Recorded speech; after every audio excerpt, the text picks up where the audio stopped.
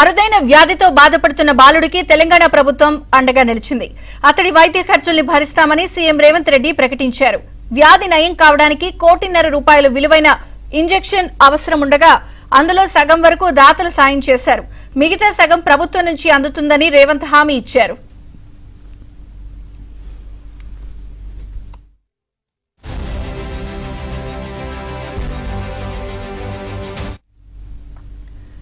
ఏడాది వయసున్న ఆర్యాన్ష్ spinal muscular atrophy అనే అరుదైన వ్యాధితో బాధపడుతున్నాడు.